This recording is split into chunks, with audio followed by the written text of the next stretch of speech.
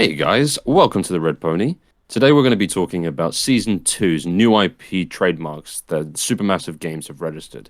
These are looking to be the brand new episodic horror games coming from Supermassive.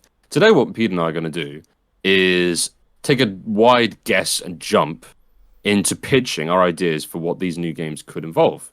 Such games as Directive 8020, Intercession, the Craven Man, and Oh Death. There is also Winterfold. We're going to just brief you guys on some of our opinions of what these games could involve. First of all, Pete, how are you doing today? Very good. How about you? Yeah, man, I'm doing all right. I'm excited to grease the wheels, have a good chat about some great fucking ideas. Nope. I'm up for it.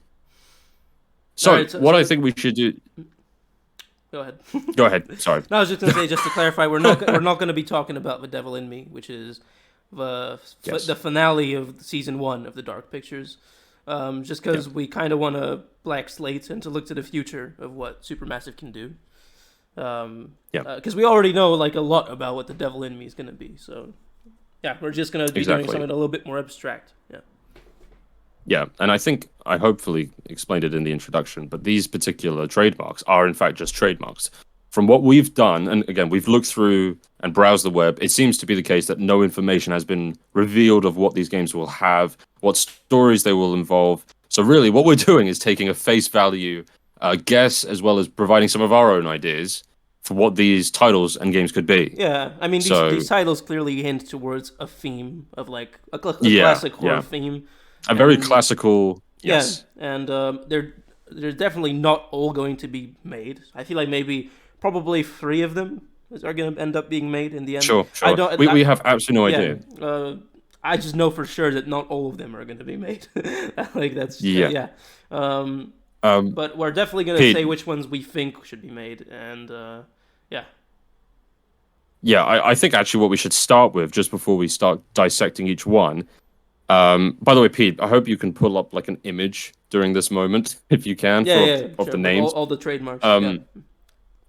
So we are definitely not going to go into as much detail, I think, Pete, correct me if I'm wrong, with Winterfold and Intercession. Yeah, okay, so really quick, we're just going to go about what each theme is. It's pretty obvious, but I'm just going to do it just in case. So Intercession is about demonic possession because of the upside down cross, which is still it's kind of annoying that the upside down cross has become like the poster child of demonic possession movies when it has nothing to do with Satanism or anything of that sort. It's the cross of Saint Peter, so it's a very Christian symbol. But whatever, it's in Hollywood, upside down cross means demonic possession, so that's what Intercession is going to be. Winterfold. It looks like a sword. To me. Does it? Yeah, if you look at an upside down cross, it's like a sword. Oh, it's right, of course. By the handle. Don't worry. Winterfold is probably going to be something like very similar to Until Dawn. Actually, it's going to be about yetis or something like that, which is why it is the least interesting to us. I mean, unless they do a thing, which would be cool, but I don't think that's what Winterfold is. And now the ones which we find interesting. Directive 8020, well, we already kind of accidentally got to this idea in the previous episode when we talked about how a supermassive game that takes place in space on like the first tourism ride into space. We thought that would be a cool idea, and I don't know if this is going to be about space tourism, but it's definitely going to be sci-fi. In the logo, it actually looks like there's a moon or a planet, which looks like a skull or something like that. I'm sure that's just a little bit of color. Oh, well, also the font itself, Directive, the way it's the font, it actually does look like futurism. Yeah. So that's cool. That's definitely the most interesting direction they can go in. Craven Man can also be cool. It could be like a Boogeyman or Empty Man type story, which can be fun. If it uses like non-Euclidean geometry and like more trippy scares, it could be very fun. And finally, there's Oh Death, which is pretty cool. I think it kind of feels like an Edgar Allan Poe like murder mystery type thing, where maybe you can actually do some detective work in it. which would be fun. I'm not sure if I'm seeing this correctly, but the person in the logo looks like the curator from the Dark Pictures anthology. So I wonder if that'll have some, actually have some significance and expand upon his story in some way. That could be interesting, because I really feel like that. And whether it's significant. Go ahead. Sorry, Pete. I was going to say, I feel like the character is really undercooked, and I feel like he does need something else to be more compelling. Yeah. So, yeah. I was just going to. That's a good point. I do agree. Yeah. So, do you not see like some 2 playing cards there as well? It looks like the picture is on a playing card. Curiously speaking, it seems to be. What if it's going to be one of those Riddler-like mysteries where they use cards to? I think that would be awesome in a supermassive game to actually have detective elements. That would be really cool. Yeah, I know. Yeah, but that's all of them. I do. So we're not going to talk about Winterfold or Intercession because demonic possession. It's 2022. Who cares anymore? We definitely don't. Yeah. And Winterfold, unless we're really. I mean, of course, it's just a name, but I feel like that sounds like a Yeti, tundra type horror story, and that's not particularly interesting unless they do The Thing, which would be cool. But yeah. I mean, we are just guessing, but I think it's likely it's going to be something like that. The only thing I would add, just in case, is that it does kind of look like it's written on almost a road sign or a town sign. Yeah. It may be a name of a place. Yeah, it makes me think of The Long Dark, actually, because The Long Dark is a survival game, and the what do you call it? The story mode is called Wintermute, and it kind of made me think of it. And it has a similar aesthetic, where it's like this. City, like Alaskan city or city in like a frozen over place in the middle of nowhere. And it's semi-modern, but you're stuck in a place which you have to survive in. I mean, that's the only thing which would be kind of cool if they had survival elements. Not heavy ones to make it annoying, but subtle little survival elements, which would make you have to manage your time. That would be cool, a cool addition. So that would be dope. But other than that, I think we're mostly going to focus on Directive, Craven Man, and ODEF. All right, then. Well, without further ado, part 1. Let's crack on with Directive 8020. I think, actually, what we should definitely do is explain how we kind of already answered this from the last episode. Go over that.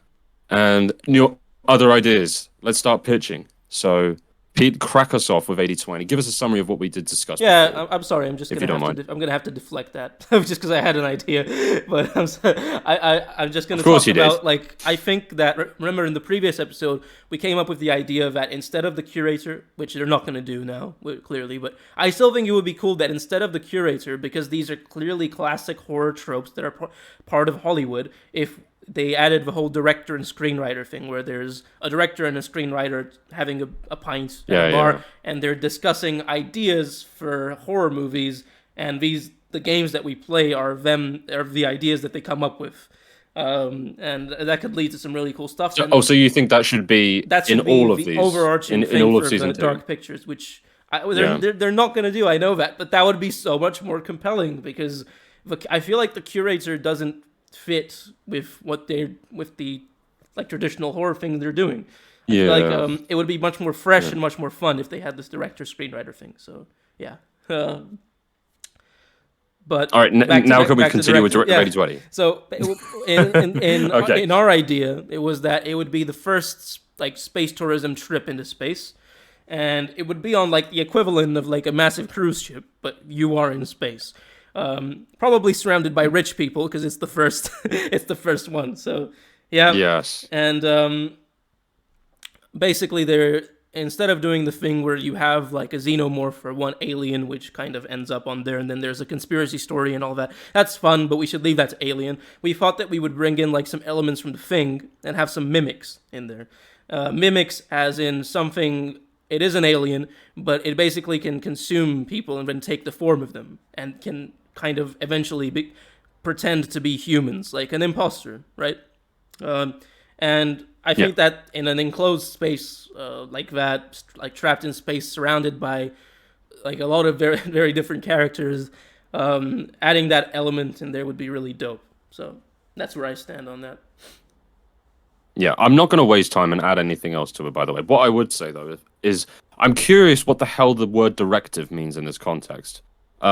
Before I would even try to pitch my own ideas for what this could be, I have to ask you that question just right out the gate. It doesn't obviously work really well with our theory in the linear sense that it's going to be space tourism, the first flight, rich people, I think Directive 8020 sounds like it's going to be a more traditional space pioneering thing, where a group of colonists and they all have different skills. There's going to be military there. There's going to be chemists, botanists, etc. They're probably being sent somewhere, either to set up a civilization, or it's going to be purely. Honestly, Directive sounds more like militarized or less pioneering. To me, it sounds like it's going to be purely a combat unit sent somewhere on a planet to do something.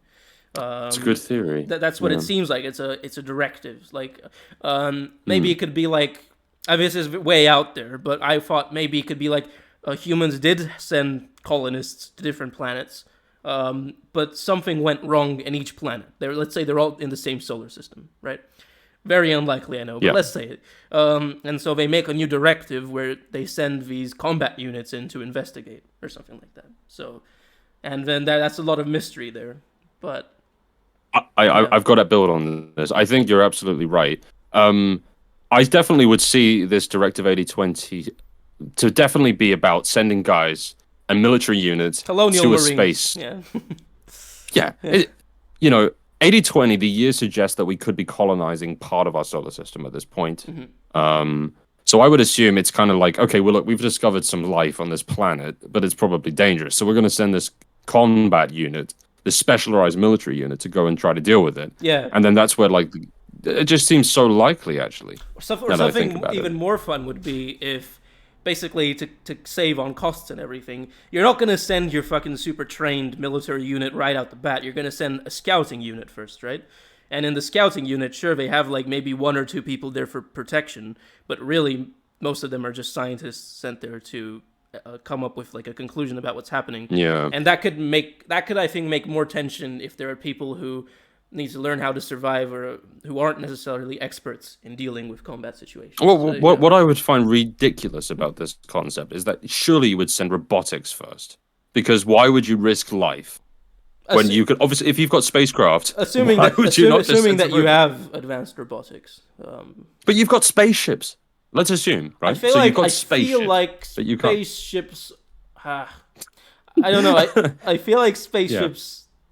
Granted, if you're sending a spaceship like to another galaxy or solar system, okay, that's very advanced. But like a regular spaceship, I feel like is much more realistic than advanced robotics. But I don't know. So, another thing I'm thinking, just another idea, is that this kind of gives me some Phantom Menace vibes. It reminds me of almost like the collective bureaucracy of a huge conglomerate galaxy. So, like, imagine there's a unified authority. I mean, there's a Directive 8020. It sounds to me like it's almost the central council of this new age world is trying to implement policy. Like the Citadel from Mass Effect or something like that. So yeah, sure. No, that's also what I'm thinking. So I'm kind of. It's kind of giving me like a Phantom Menace, Mass Effect vibe in terms of the power of the state in this. Sure. And I don't know whether or not there's a reason it's called Directive. Sure. Yeah. But I just like to remind that these are just these are just trademarks which are subject to change, and they could have just given some random name, but the point of it is going to be sci-fi. So I feel like we should just pitch what we want. but yeah. I just want a fresh supermassive game, to be honest. That's what I want. What do you think are some problems with going in sci-fi for Supermassive? Because they're horror thing. Is it going to be as effective? I hope so. I mean, the problem is that cosmic horror is one of the most difficult types of horror that you can do.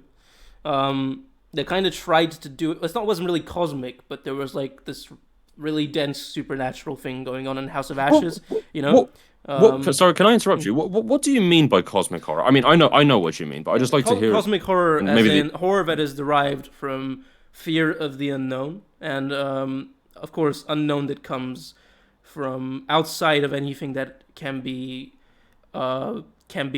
assimilated by the human experience, pretty much. So something that is so fundamentally different to the way humans perceive the world around them that you can't even come to a rational or logical conclusion about what it is that you're seeing or experiencing. And the thing is that if you don't do it right, like in Annihilation, for example, I recommend people see that if they haven't. It can come off a little bit comedic or really abstract to the point where there's not really much enjoyment coming out of it. It has to be in that point where you understand the cosmic element of it, which is the unknown, and then also understand how that could be, where the fear comes from as well.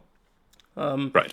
And the issue of that is that you can also, like Alien is brilliant. I think it's one of the best films ever made, and the Xenomorph is cool, but the Xenomorph has been done so many times now that I feel like it's kind of boring. You have to come up with something fresh. Yeah. And sometimes it's hard to come up with something fresh. So, yeah. I was just going to conclude on this one because if you guys haven't not seen our last episode that we did, you can learn a lot more about our sci-fi-esque pitching for a Supermassive Games. I think, Pete, to summarize, we talked about mimics, we talked about doppelgangers, we talked about all these concepts. Please watch that video. Yeah. I think, Pete, you and I, for the sake of time, we should move on to Death, perhaps. Would you like to tackle that one? Yeah, sure. That seems quite interesting to me. Mm-hmm. I'm not even quite sure what I think of it yet. I'm sure if you start espousing some ideas, it will come to me. But me? Okay. Yeah, I'm getting a Western vibe from this. I don't know why. I'm getting a very classic Victorian England vibe myself. But it's tasty. It's tasty. And for me, both are very. To me, it feels very Edgar Allan Poe. It's funny how we're accruing so much from like a fucking logo and a font. But I know. But I feel that like they're good trademarks. They're good. They give you the idea of what they kind of want to do. Yeah, they're good. They're good names overall as well. Besides maybe Winterfold and Intercession. Intercession's even okay, but I don't like the theme. Yeah. So yeah, to me it feels very murder mystery, very dark. It also sounds a bit country to me. I don't know. I'm just thinking a bit of a country music swing going on, like with the lyrical words of "Oh Death." It just, to me, I see a saloon. I see guns ablazing. The sheriff's in town. I know it's such a well done thing that we don't even need to hypothesize that because it's just been done. It's not unique. Yeah, to me, it seems like I said, Edgar Allan Poe, like "Oh Death," like Nevermore and Crows. And that's what I'm getting. But regardless, I think the point is that I feel like it's going to have detective elements in it, and I feel like adding detective elements is such a big deal for a Supermassive game because the problem is it doesn't work though because you typically play as many characters. That's the issue. That's great though because you can create like this collapsing puzzle, which you get like you get context into something from one event, but you don't really have enough to understand the basis behind it. So you still can't really figure everything out, and you kind of have to piece everything from different points of view together to find out what happened. And that's why I think that's true. That's true. And it adds just another layer of interactivity to the game, which I feel like these games kind of need sometimes. They do. It kind of requires some effort from you, which makes you more immersed and more interested in playing the game. So, yeah, I feel like it's a good addition. I feel like any addition to the Supermassive Games formula that is a mechanic addition, where it adds something that you have to do in the game besides walking around and interacting with things and getting creeped out. Adding one extra element, I think, can do wonders for these types of games. So. Yeah, absolutely. I felt like in playing with you recently, the House of Ashes game, you were picking up objects that you genuinely didn't really want to be picking up. And you were wasting several minutes in time just to be able to read things that weren't really that important. It felt more like I was obligated to kind of like read all the lore to not miss anything.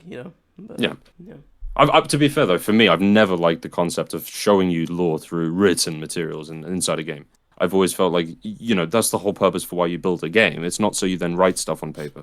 I mean, I like it in RPGs, find other ways, like audio logs and. I've never liked it myself. By the way, to each his own. I'm just saying. I like reading and I like audio logs personally. So I like reading, but I don't like reading in in the context of trying to find lore through reading. I feel I you know. can describe It's lore. just, but the thing is, it's if you want more, at one point you can't keep on adding proper visual ways to do it. Eventually, you're gonna have to add a backlog. But the thing is, this game only has that. And that would be a bit of a problem. So that was my main concern about a detective style game under Supermassive. It's just you're going to be picking up tons of materials and reading tons of things, and you're going to be, it could be done through conversation, through interacting with characters, which I think is the best way to do it, because then that adds an element of having to decide whose story you believe in. Maybe you even have to decide which avenue you follow. Maybe you have to choose who am I going to talk to now, or where am I going to go, what am I going to investigate. And maybe you can make the wrong choice, and that sets you back in the investigation. And just adding that element where you have to constantly be thinking of, okay, what am I doing next? Where am I going? What is the fastest way for me to solve this case? Yeah. I'm trying to think of some unique ways in which, as being a detective in a game, how it can be done that is just different. I'm trying to think of one. I'll try to explain what I mean by that once I come to an idea. The different part is that they're using the curator, which will be interesting. This can go really as the detective, because if they're using the curator, this can go wild. Maybe it's like a multiversal investigation, because he's the curator of different creepy stories, right? That's the whole point. He's the curator of all of the dark pictures, right? And so maybe he can access different dark pictures to solve a case. That would be pretty wild. That would also be visually diverse. And maybe that would be a meta story almost. Yeah, a meta story, and maybe each dark picture landscape requires a different way to interact with it. There's so many things. Yeah, there was a cool thing in Evil Within 2. I don't know if you remember, where one of the monsters in it was like the serial killer who was a photographer, and he kind of used photos to capture like little moments in time. Maybe you could also have like a photo camera to do something or something like that. That's cool. Cool. Yeah. I like that. Add some new mechanics in. Okay, so your detective character, for instance, would have a photo camera to record evidence. Mm-hmm. That's a good start. Yeah, record evidence, and then maybe you can piece stuff together. The simple fact is usually if you miss stuff, if you miss stuff, typically in Until Dawn, if you make the wrong decision, someone dies. In this game, if you miss capturing photographic evidence, someone dies. Something bad happens. Yeah, or I would like if you can even come to the wrong conclusion about who the culprit is or what's going on. That would be interesting. Yes. If it's or if you're dealing with maybe, like I said, maybe he uses the pictures to like tap into different people's histories, but those histories are colored by their own personal biases. So they're unreliable narrators. So you even have to maybe you have to do a psychological profile of each character before you watch the event. Yes, so it's very a lot of depth to it. Yeah. It would be super fun. You have to. Of course, no. You have to streamline it so it doesn't become a nuisance or too much, of course. But well, what if it kind of has this thing where you have to choose the best interrogation strategy when you deal with suspects? So, in the games, typically you get a character who's more charming, more sweet, more insensitive, etc. You have to therefore work these quirks out and interrogate individuals based on the best approach. Like LA Noire style or something like that. Yes. Yeah. There would definitely take some LA Noire things from there. Yeah. I don't want it to be to the extent where you're guessing if someone's lying. That's the best way to do it. If you want it streamlined. But I kind of like the idea of having to actually do the processing yourself, like kind of put everything together, and yeah. I'd also like if there's like a lot of dialogue options which don't tell you what the effect will be, and you kind of have to figure it out yourself. I feel like the best way to streamline it would be just to make it, let's say, a little bit not obvious, but like make it a little bit more clear. what each character's Sure. personality is like. You said you like tropes in these games. Maybe all of the characters could be tropes, and you can base everything off that. You'd have to, I think, Yeah. in this. Yeah. Yeah. What I wonder is though, how do you incorporate the horror? You know, we're kind of fumbling over the details of how this investigation would how do you pan out. But do the horror? where's the horror? Where does the horror come from? How are you going to get scared by? Maybe you don't play as the investigator. How about that? You play as the victims. Well, Yeah. well, that's the point. Like, you use the video camera and you look at these creepy events of really horrible things that happen to people, right? And maybe you instead of just watching evidence or seeing photographs, you actually live it, and the game puts you into the shoes of the characters. Exactly. Yeah. So you get like loads of little it's like a little anthology in itself. And it's not going to fundamentally change the Dark Pictures formula, because that's how it works. The curator kind of pops up and he like shows you different things that happened and comments on them. So that would be similar, but you're going to be, I think, playing from him as the main character, maybe doing this investigation. So sorry, so you mean playing as the curator? Yeah, like I said, I feel like he's the investigator because he has access. Oh yes, yeah. Yeah. Or maybe I feel like you're just a question mark, though. Your character, like I'm imagining that you're in the curator's office. You're a question mark. Doesn't matter your identity. The curator leads everything to you, and you're the question mark. Mm-hmm. And then so this is the meta, and beneath that is all these little anthology episodes where you're the victims, Mm-hmm. and then the question mark. The curator's trying to question you about it, or something like that. Yeah, that's maybe like he hires you as his assistant or something.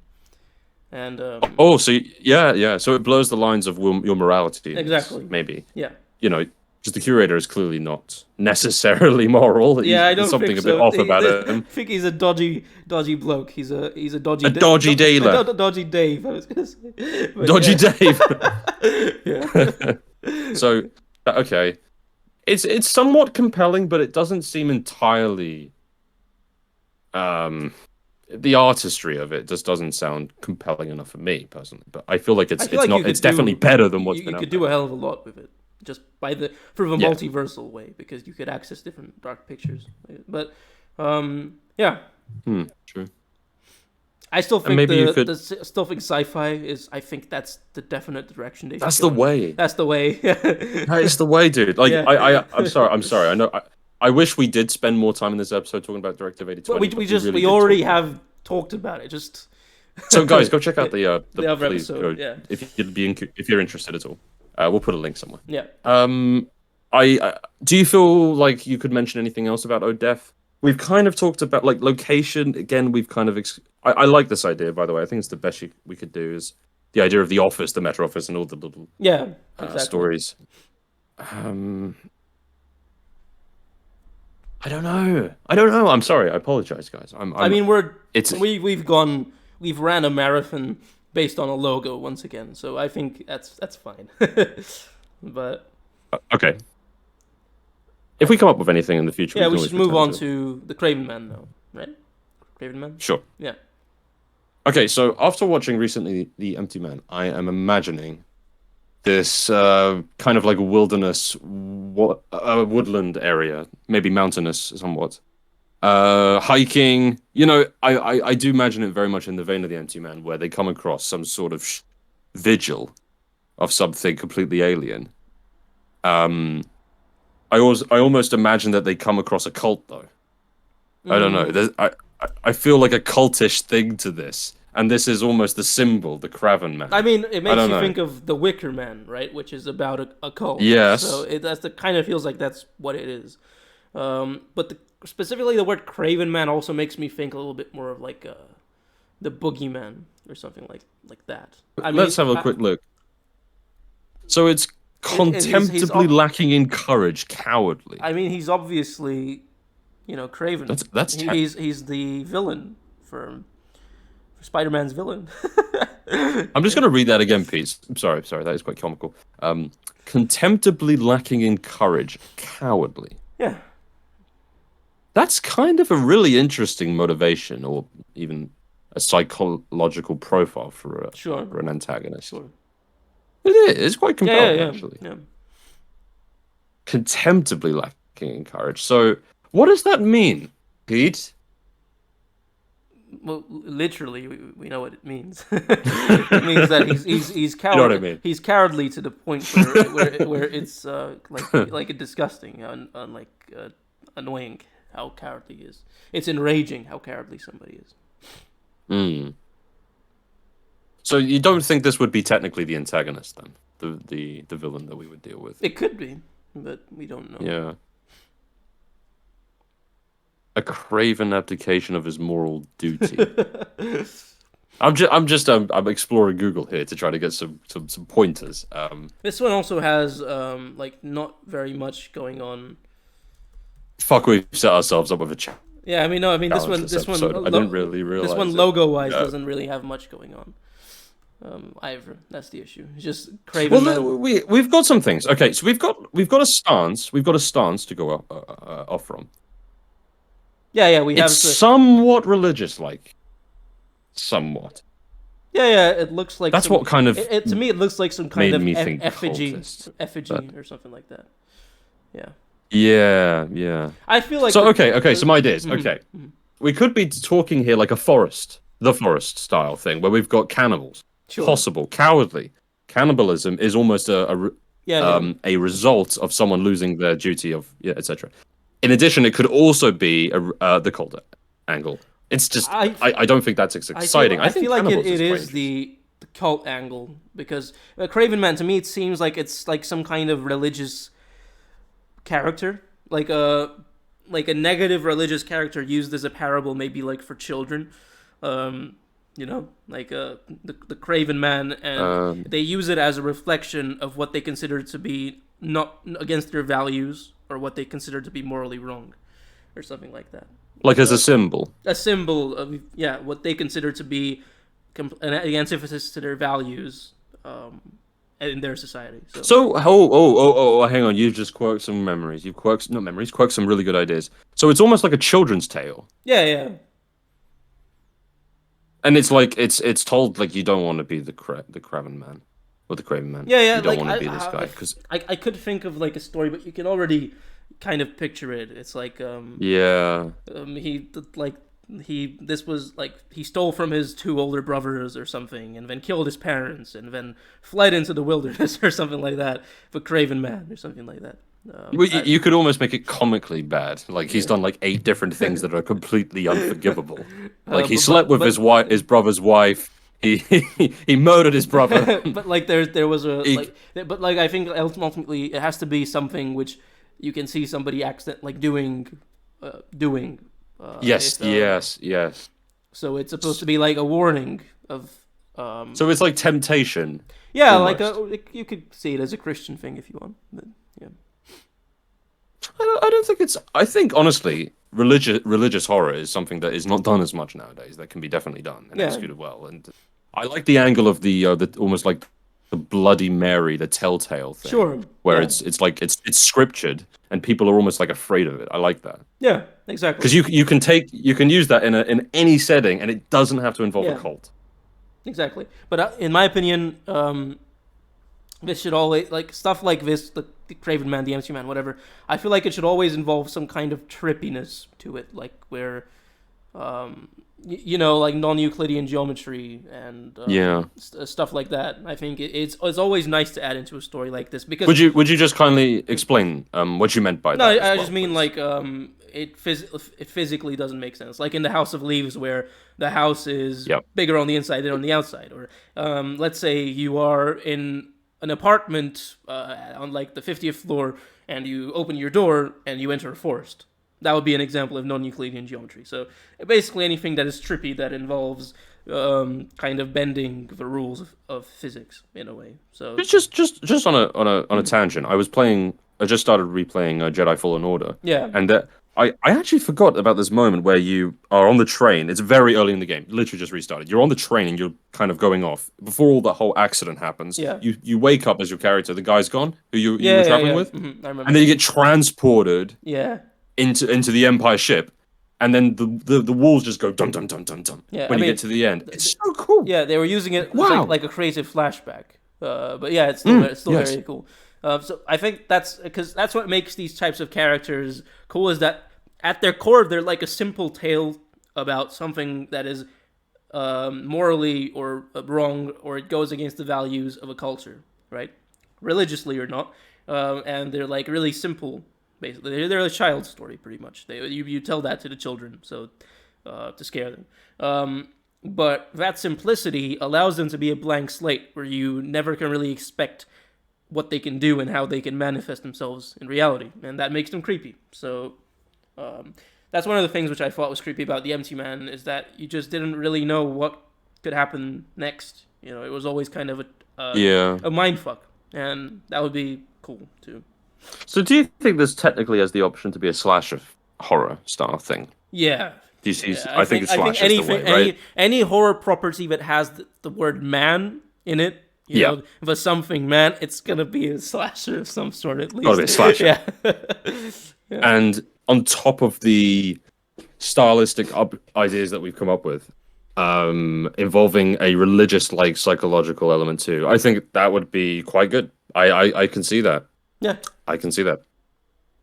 I think it's good to stay away from the cult thing, actually, now that I think about it, because it's just, I don't think it would work, actually. I don't know. I don't know how you would involve that. It could be cool, though, if you did something like Midsummer.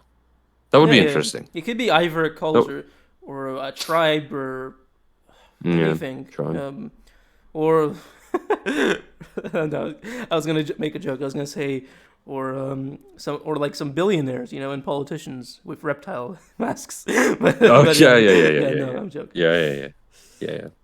So, okay, well, we've got I think our idea for the Craven Man is better than ODEF, in fact, actually. It's not bad. In terms of location, anything to put?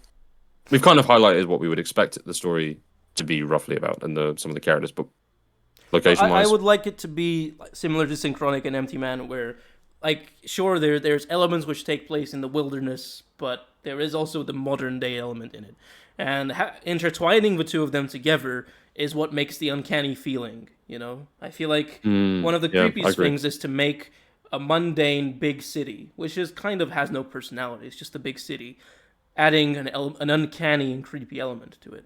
I think that's cool. Yes. It was one of those films, not The Endless. They made another film. I think it came out before The Endless. They have similar styles. Resolution? Is that what you're thinking of? I think it was Resolution, yeah. The one where the guy's trying to help his friend the guy's trapped. Get sober. Yes, that's it. And he's to the to the radiator. That's Resolution. Yeah. What a good movie. And that was like their debut, I think. Like, fuck. But yeah. Yep. I don't actually think I did say that we kind of identified some characters, but we really didn't. No, we didn't. Do you see a protagonist in this, clearly, under this mesh of ideas that we've put forward? An outsider. It's an outsider. It's the classic way to do it, but I think it works. It just works because the audience is obviously an outsider. They don't know the story, so if the main character is an outsider, it's a better way to experience the whole thing. So, yeah. Yeah, I think an outsider is quite a good idea. And then you how would you do it then? Maybe like an even ostracized outsider, like in Horizon Zero Dawn, where it's like Aloy is technically part of the group, but she's also not part of the group because she's exiled. So a character like that could be cool. I was thinking more like Jimmy from Bully, where you're just kind of sent off to boarding school. That can also be funny. Yeah, and you're just kind of a jerk. That'd be interesting. It would be interesting to play a character in one of these games where you're actually not really morally as straight and narrow. It would be. They kind of tried it in, I'd say, the House of Ashes games. I feel like in all of them, the characters, there's tropes where some of the characters are just massive assholes, but just assholes. No.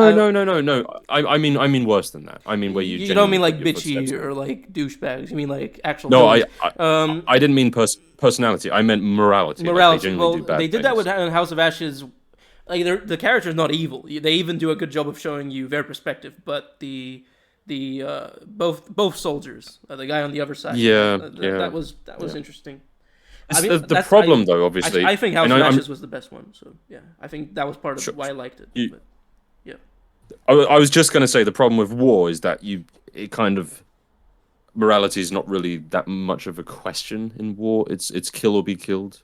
Sure. So it takes out that element. But in say an environment where there are laws, regulations, you're not at war. It's a time of peace, and you're playing as a character that has bad inhibitions. What if, you know, like this, cause, what if the main character is a swindler or a grifter, like somebody who just drifts from place to place and like kind of cons people out of their money and tricks people and is just a complete piece of shit, and then he does what he does. Everybody finds out he's a piece of shit, and then he just leaves and goes on to the next city. And that's very Craven, because that's cowardly, because he never deals with the pain that he causes, or with how he should. He never deals with like the impact of being an asshole like that with the people, you know, because he just leaves and does the same thing to the next one. And that could be a parallel between him as the main character and this religious figure. That would be interesting. It's getting complicated now. Not to say that's a bad idea at all. It's not meshing now for me. That's okay. Still, you know, it's a bit here and there. I'm not. Well, no, but it works because then maybe he bumps into this like not cult, but this group of people in the middle of nowhere with weird religious beliefs, and he tries. At first, the whole thing he does is he gets ready to kind of manipulate people and etc. But as he does that, things get creepier, and eventually he's like, "Fuck, I have to get out of here," but by then it's too late. So okay, but that's an interesting. Okay, let's just put to the side everything we talked about up to this point. Point, let's discuss the idea that your character is going to conduct himself in a way where he does some bad shit at the start. He cons people, whatever it may be. Yeah, I'd be curious. Yeah. A grifter. I'd be curious to see how you would allow the player to do that. Yeah. Maybe you could even choose. I'd be really curious. Yeah, that could be a cool mechanic where you have to figure out how you do everything, right? Oh, yes. Yes. You could become like a little con man for like a day, which would be funny. Yeah. Well, it would be really interesting if they also like completely divert your expectations and you think, well, what the fuck is this? This is not a typical Dark Pictures game. Yeah. This is, exactly. And then eventually you're thrown into the deep end. Exactly. And like, oh shit! Yeah, and that kind of feeling. Everything like yeah. And like I said, I think thematically it would be cool if there was like this kind of parallel between him and this religious figure, the Craven Man, because they're both kind of pieces. That's a good idea, dude. Yeah, that's a good idea. Yeah, and once again, it's just good writing, good storytelling to have a character who's a wolf, or not a literal wolf, but I mean like who is the aggressor. He is the one who preys on weak people and good people ultimately, but weak-minded people. He goes into a situation where you think that's going to happen, but the tables get turned, and I think that's interesting. I got a couple of points I got to say. So, just to clarify, in how you'd make these early decisions that are reprehensible, you would only have two choices, I imagine. So it's choice A that's shit, or choice B that's shit. You know? That's the thing. Like, unfortunately, this takes away a little bit of agency, but like there should be no good choice. There should only be bad choices or worse choices. So I was thinking it could be a story of redemption by the end, like where he once realizes it's a bit corny, but once he realizes the situation he caused other people, where he goes to this religious place, he sees the slasher guy or whatever. I think we agreed on slasher though, didn't we? Sure. Something like that. Maybe slasher's not appropriate now though. I don't know. I didn't say slasher. But then but like slasher doesn't mean much. It just means there's an entity which goes after people. So. Yeah. I assume human. That's all. But maybe it should be actually alien or something. I was thinking, like I said, this supernatural creature, which is based on a religious scripture, but like used. Oh, okay. Sorry, I wasn't sure. I think that's much better. Yeah. And then like there's a story of redemption, and maybe it would be quite cool, like you said. There's a mirroring of the stuff he did in the past, and then what this religious figure does. That's almost good, like from taking stuff to giving stuff to killing to rebirth. And then maybe there's something cynical about that. I don't know. Sure. And maybe there's something good in retrospect about what he did. I don't know. You could play some stuff about it. Personally, that's just me. I wouldn't make it a redemption story. I would make it Ari Aster style, where it ends very badly for him. Like, yeah, it's just hard to sit through that shit. Like, yeah. Like weirdly, throughout the course of the story, you still feel kind of attached to his well-being because he's the conduit for which you experience the world, and so of course you're going to feel like you want him to escape. So you're kind of you're handcuffed to a piece of shit, which is interesting. But yeah.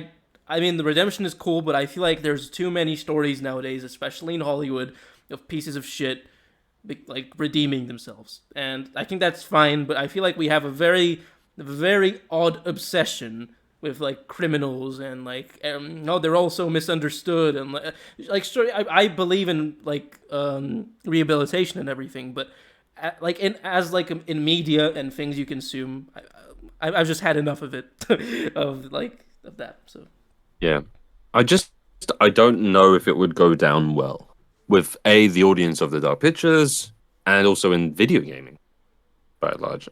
Has there, besides maybe games like Silent Hill, and even to an extent, Resident Evil has some redemption arcs. I don't think these. I don't know.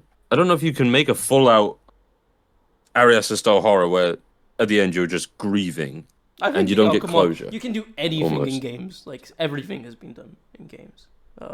Granted, these types of stories maybe don't. Maybe. I'm just saying there is no precedent. That's what I'm saying. I'm saying it. There is precedent of many games, but ones which didn't really sell particularly well, like little ones. So it is true in terms of big games. There is no precedent for something like this. Sure. And I'm sure they want the game to sell well, but yeah. Well, I mean, it's important to state it, even though it's the obvious. We're not here to try to make a commercial reason for why these games should be made. No, we're doing this because we want them to be interesting.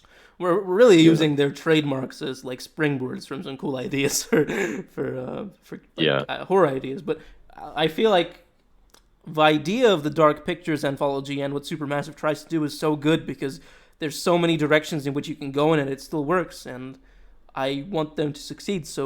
But I just want them to go even further than where they are. Like I feel like they could be doing more, and I hope they do. So, yeah. I mean, just as a tangent, I don't know if you, Pete, you'd want to comment, but do you think they've been too risk-averse in the first season? Absolutely. And if you do think they have, do you think it's a problem generally in the industry, or do you think actually it's just maybe something to do with their whole like teams? They actually can do these things. I don't know myself. I hope that they can pull some more interesting stuff out the bag. I mean, they did try, like, even though I'm not crazy about the curator, he still is a risk, technically. He is a very risky character.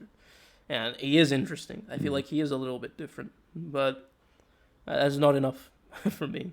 Granted, as you said, it kind of works to have them be a little bit more traditional in tropey. Because they're more fun, you know.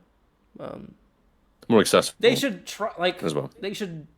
Like, even the Little Hope, that was, I feel like, the project in which they tried to go really creative.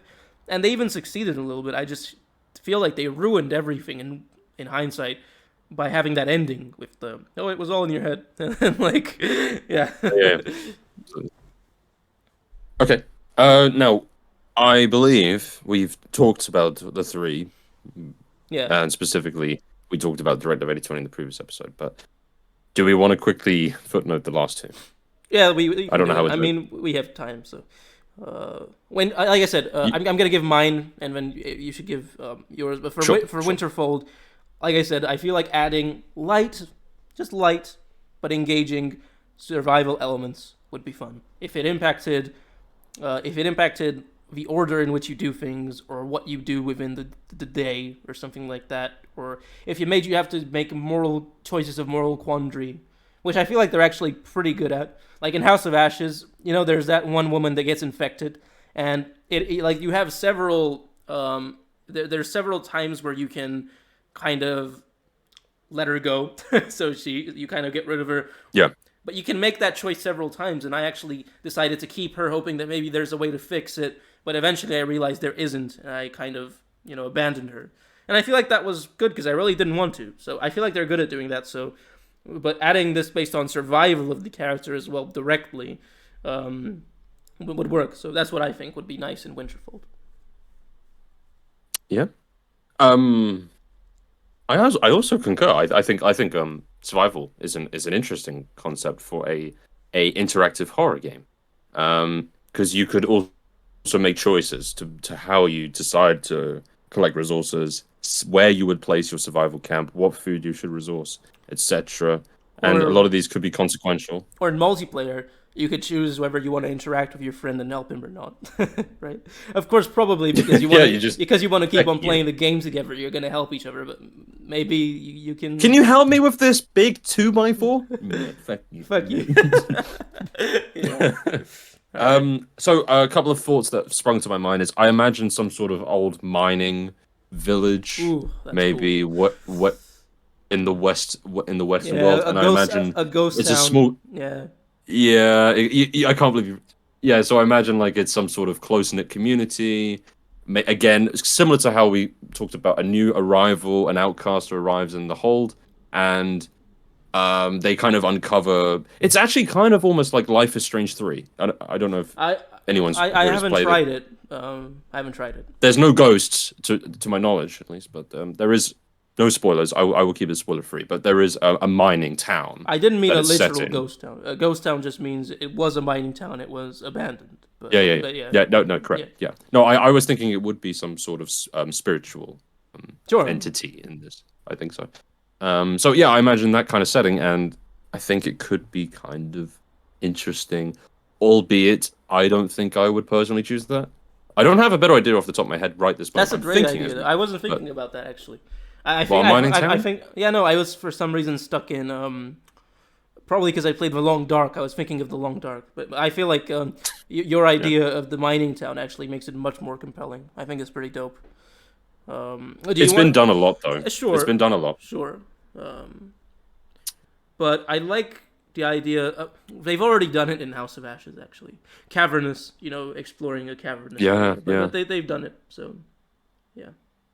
Plus, I'm so tired of claustrophobic spaces, but I feel like it's a good design choice because it makes it just materially easier to do. Sure, that's true. Of course, I'm actually not too crazy about. I'm not claustrophobic, and so you are. Oh, so it works for you. Then. Oh yeah. Oh yeah. It's awful. For me, the whole claustrophobia thing actually, weirdly, I know it doesn't make sense, but it makes things feel safer and more comfortable to me. Because to me, it's like what? Yeah, because to me, it's like okay, I know my surroundings. Like I have the upper hand in a sense because there's nothing that can catch me off guard. Because it's an enclosed space. So if you get stuck in an elevator, would you not panic at least? I mean, I wouldn't panic, but if it's for a really long time, I would be, it's kind of shitty that it's like fucking boiling hot in here. Like, I mean, I would panic if like I couldn't get in contact with anyone, and I knew that I'm in the middle of nowhere, nobody's gonna come look because I'm gonna starve to death in this elevator. Yeah, that would be pretty creepy. But it's not the enclosed space which creeps me out. Yeah. So. Any more thoughts of yours on Winterfold? Feel free to go along with my idea or not. I'm not. No, I think you're right. It's okay. I think your idea is great. I just don't know how. Would you like it so that it's a mining town which has life in it, like there's people in it which serve certain roles, and there's a reason why everyone is there, or would you like it to be abandoned? Because I'm not abandoned. Too sure. Abandoned. Yeah. Why aren't you sure? No particular reason. I'm just not sure which one is more interesting. But I think it would be quite interesting if there was a group of stupid thug kids who went there thinking they could find treasure. Yeah, that reminds me of it. And I really like. Fuck, what was the name of that game? There was a game about kids, an indie game about kids going to like this abandoned fucking like resort. Have I played this? I don't know if you've played it, but they went to like this abandoned cities to vacation, and they weren't thug kids, but they were a little bit mischievous, and they discovered this like they discovered this like radio signal or something. I can't remember the name, but it kind of reminds me of that, and I like the idea in the Supermassive game. I am going to remember it, and I'm gonna plaster it on the screen. Okay, but yeah, sounds good. Yeah.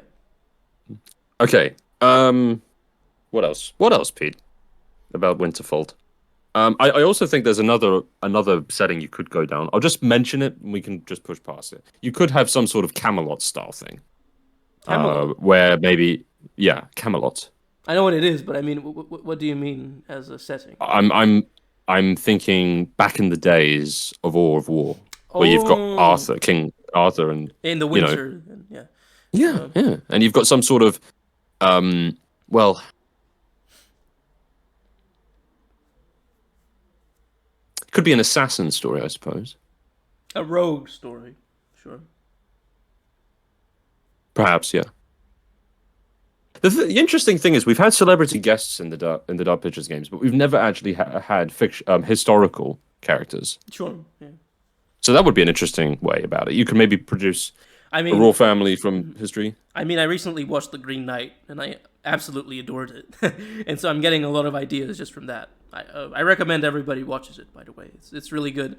But the good thing about an Arthurian setting is that Arthurian myth is actually very trippy, and like there's a lot of that's you can see, Pete, you like this kind of thing. Yeah.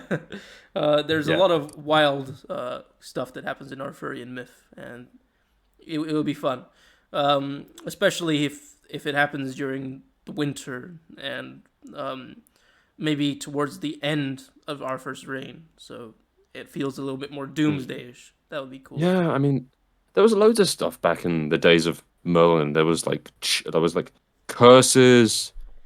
Yeah, there was tales of.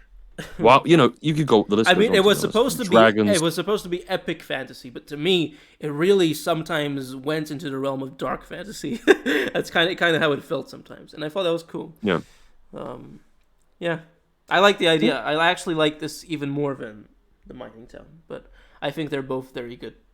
It could be a much warmer introduction to a game where you'd have royalty, you'd have wealth and a big castle, perhaps, back in the days, and then you've got like, again, you don't really know what kind of monster you're dealing with, because again, it's the days of the big.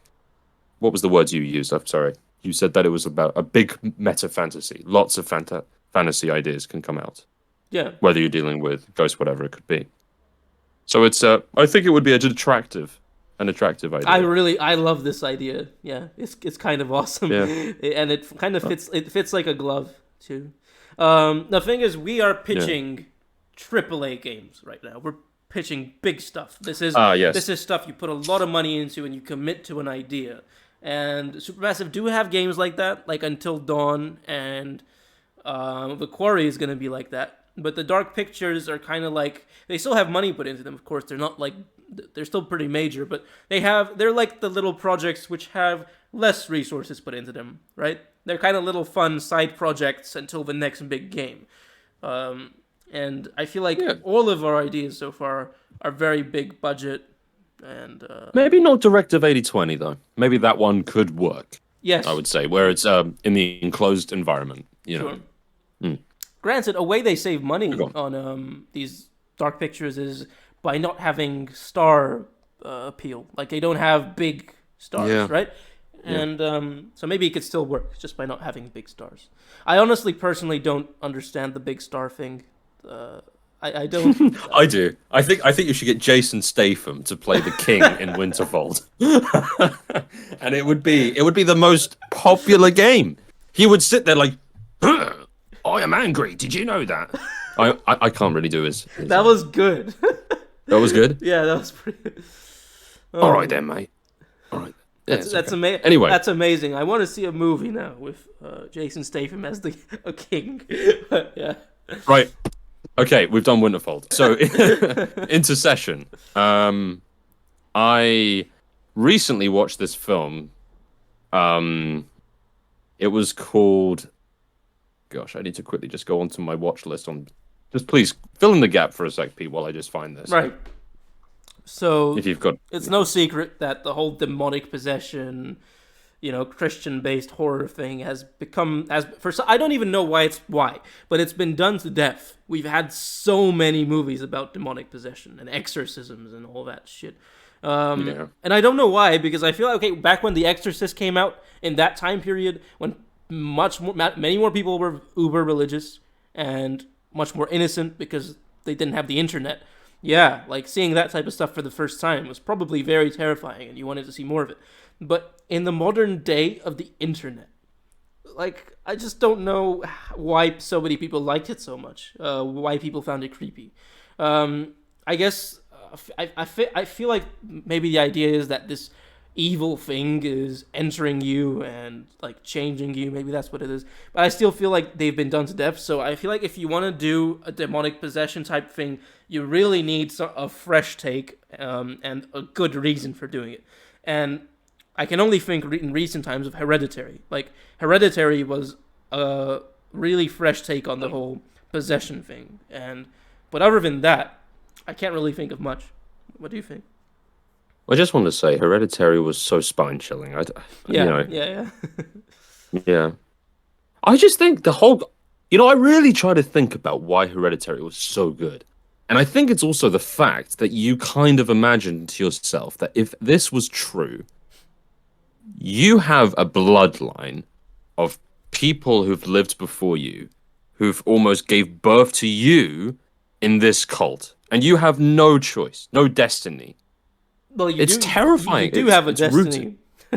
Not a particularly attractive one, but you have a destiny. Okay. Yeah. King Paimon, yeah, you do have a destiny. Yes.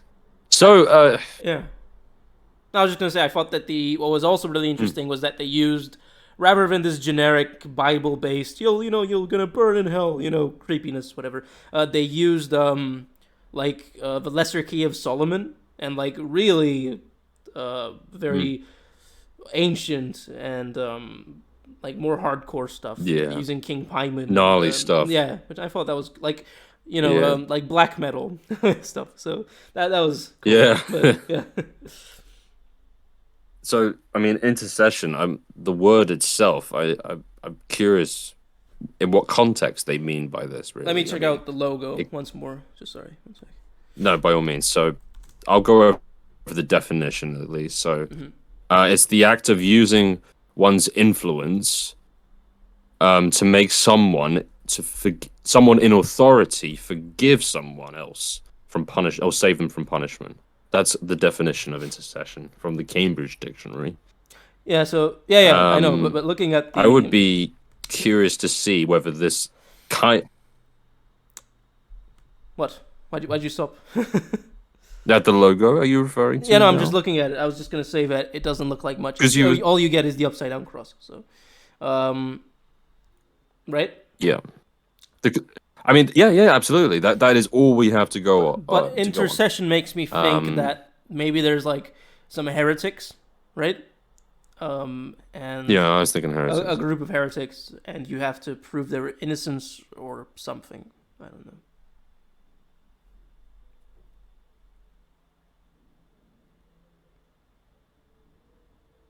Do you think it could be modern times somehow? I feel like with a word like intercession, to me it screams like, Elden times. Like when... Yeah. Oh, what's the film? Gosh darn it. What are you thinking of? The guy who made The Lighthouse. The Witch. Robert Eggers. The Witch. His village film. The Witch. That's kind of what I'm thinking right now. Yeah, that's what I was thinking even older than that. No, I was thinking like, older than that? Yeah. I was thinking like... Seriously? Back when heresy was a thing that was punishable by death.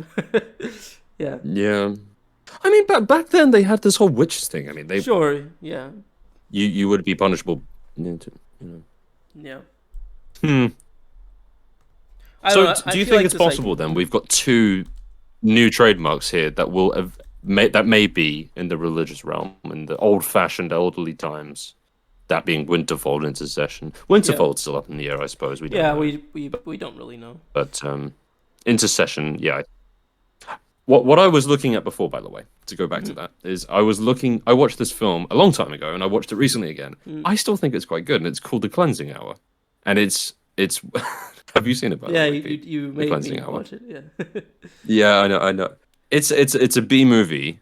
It's not really highly funded or anything, but it's a streamed what do you call them?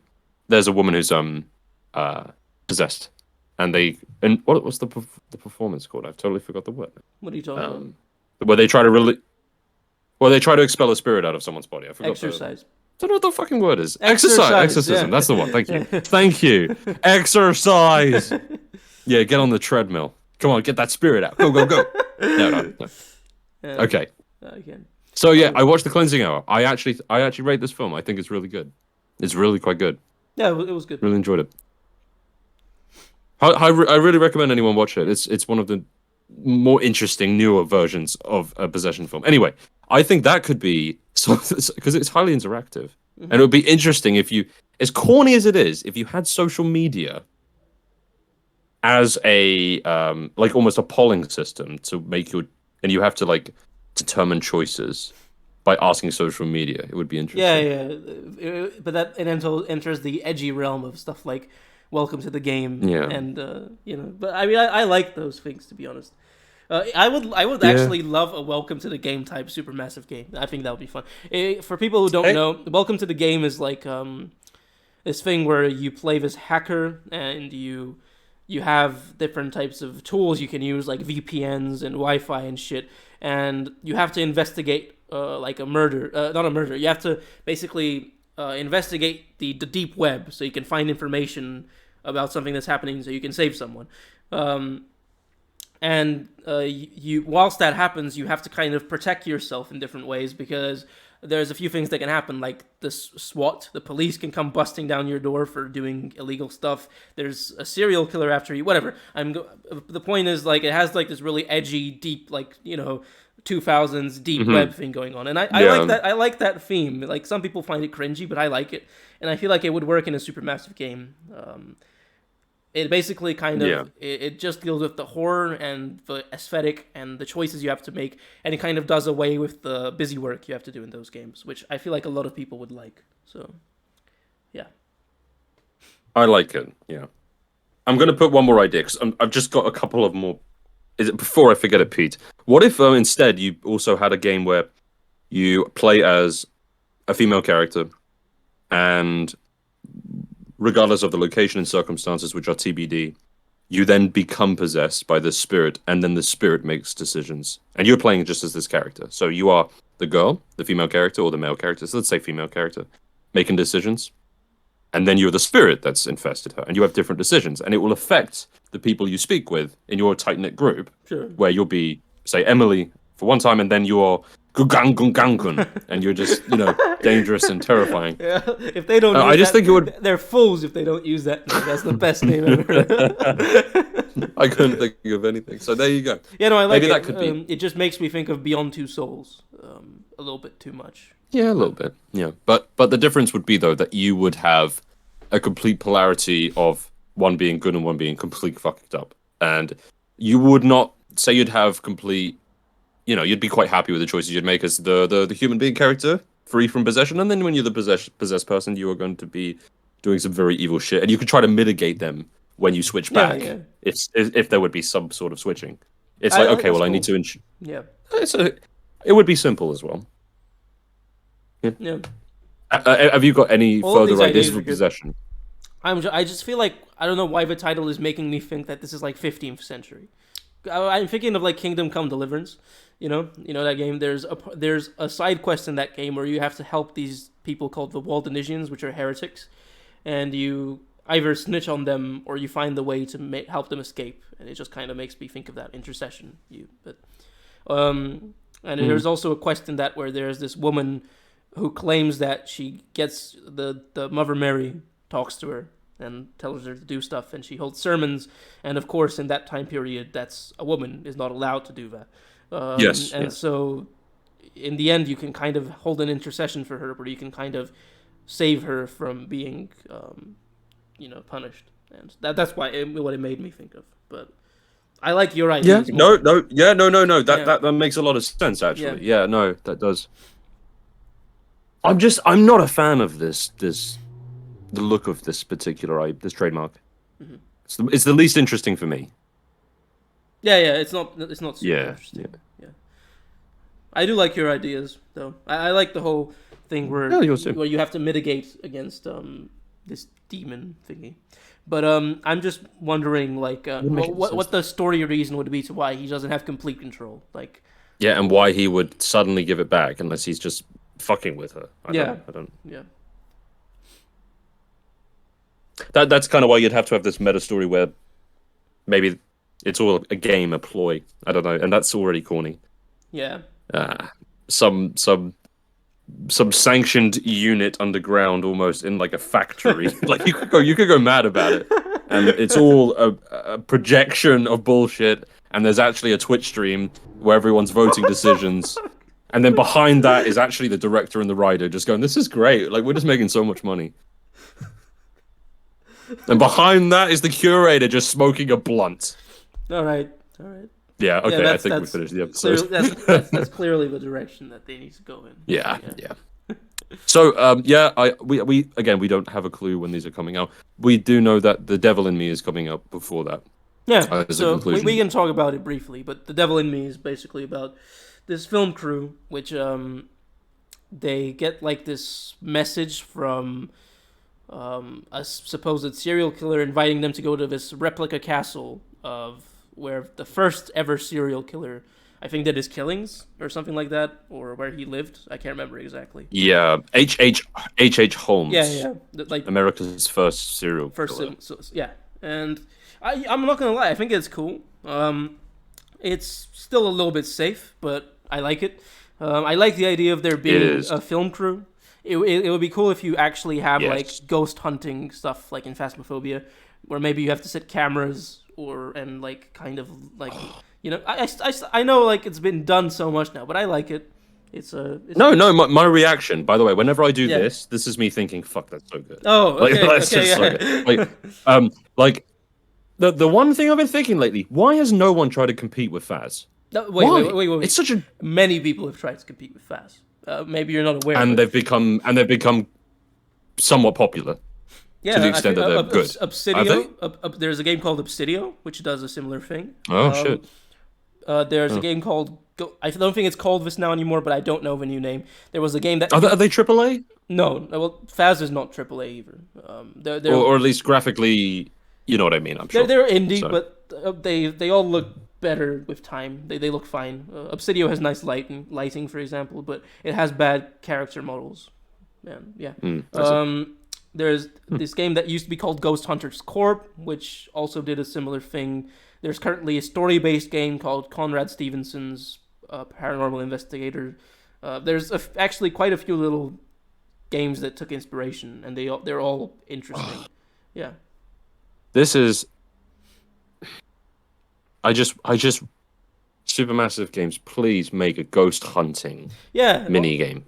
Or not minigame, an actual game. I don't think this will be ghost hunting, but I think there's a supernatural element where maybe the serial killer was like a tricky one who did riddles or something. But regardless, they would put cameras everywhere and try to document stuff, and I think that would be like a cool little thing to do. Maybe you get to even choose how you do it. Like there's more than one way to do it. You don't just linearly set everything up. That would be fun. Maybe you get to choose which place you investigate first of the castle. Because my favorite part is the setting, like this replica castle, a whole castle. That's pretty cool. And like I said, the fact that as a film crew opens up a lot of really cool ways to document paranormal activity, which is fun. The serial killer thing could almost add like a Resident Evil element to it, where there's puzzles, right? Like there's like little tricky ways to traverse the castle, or something like that. And of course there's going to be traps, probably. I think that's fun. Yeah. I just hope that they do a little bit more than just walking around a creepy place, not interacting with anything, and just getting scared.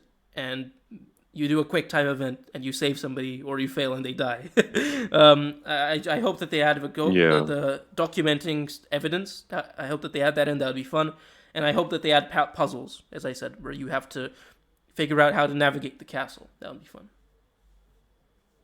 Yeah. So apologies. I just was quickly YouTubing to see if the trailer came out. It came out a while ago. I have seen the trailer. It's very short. It's 1:25 long. It's more so a teaser than anything. It involves the curator again, with what you think is the creator, and it turns out to be a skeleton of sorts. It's not much being shown really.